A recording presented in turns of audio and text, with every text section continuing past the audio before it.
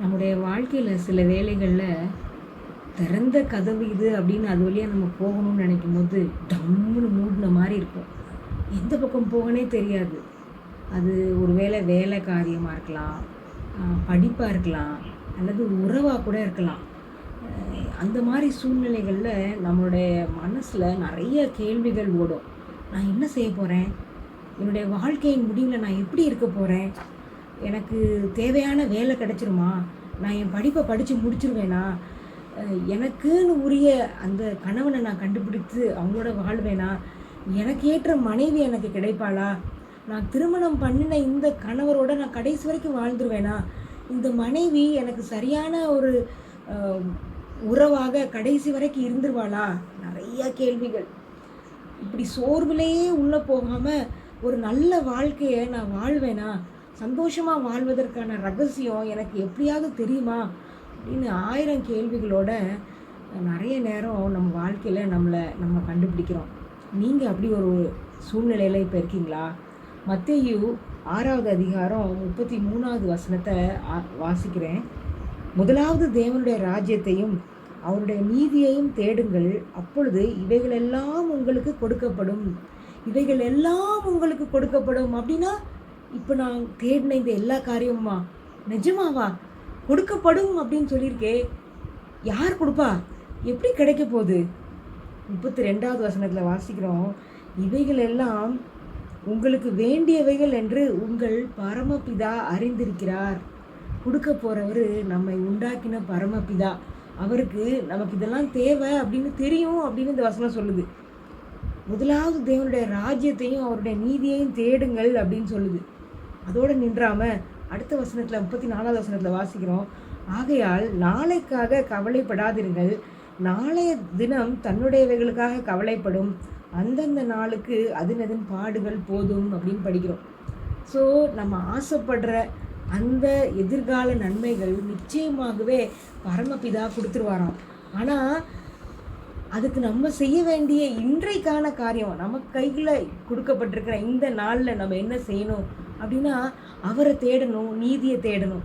இந்த ஒரு ரகசியம் என்ன அப்படின்னா, நிறைய நேரம் தேவனை பற்றி நமக்கு சரியான புரிந்துகொள் இல்லாததுனால இந்த பாதையில் நம்மளால் போக முடியல. நிறைய நேரம் நம்ம என்ன நினைக்கிறோம், கடவுளை தேடுறது அப்படின்னா முழங்கால் போட்டு ஒரு ப்ரேயர் பண்ணிவிட்டு ஒரு தடவை கேட்டுட்டு, இந்த காரியங்களெல்லாம் எனக்கு ஏதாவது சொல்லுங்கள், பதில் சொல்லுங்கள் அப்படின்னு கடவுள்கிட்ட கேட்டுட்டு ஒரு நாள் வெயிட் பண்ணுவோம், 2 நாள் வெயிட் பண்ணுவோம், ஒரு வாரம் வெயிட் பண்ணுவோமா, மிஞ்சி போனால் 1 மாதம். அதுக்கப்புறம் இந்த கடவுளுங்கிற காரியமே ஒரு வேஸ்ட் அப்படின்னு தூக்கி போட்டுட்டு போயிடுவோம். ஆனால் இந்த வசனம் என்ன சொல்லுதுன்னு பாருங்களேன், தேடுங்கள். தேடுங்கள் அப்படிங்கிற வார்த்தைக்கு என்ன அர்த்தம்? அது கிடைக்கிற வரைக்கும் தேடணும் அப்படிங்கிறத சொல்லுது. ஏதோ ஒரு நாள் கேட்டுட்டு 2 நாள் கேட்டுட்டு நம்ம விட்டுற அனுபவம் கிடையாது. தேவனை பற்றியே நமக்கு ஒரு நல்ல ஒரு யோசனை இல்லையே. கடவுள் அப்படின்னா எப்படிப்பட்டவர்னு நம்ம நினைக்கிறோம். அவர் நம்ம ஜெபம் பண்ணுறதெல்லாம், நம்ம பேசுகிறதெல்லாம் கேட்டுட்ருக்காரா? அவர் ஏதோ ஒரு மனிதர், அவர்கிட்ட பேசி அவரை கோவப்படாமல் பார்த்துக்கணும் அப்படி தானே நம்ம நிறைய நேரம் நம்ம நினைக்கிறோம் கடவுளை பற்றி. என்னுடைய தேவையெல்லாம் புரிஞ்சு எனக்கு அவர் கொடுக்குறவரா? அவர் கோவப்படாமல் இருந்து எனக்கு ஏதாவது கஷ்டம் கொடுக்காமல் இருந்தால் போதும் அப்படின்னு நம்ம நிறைய நேரம் கடவுளை பற்றி தவறாக புரிஞ்சுக்கிறோம். ஆனால் உண்மை என்னென்னா, அவரை தேடும்போது கண்டிப்பாக அவர் நமக்கு தேவையான காரியங்களை கொடுப்பார்.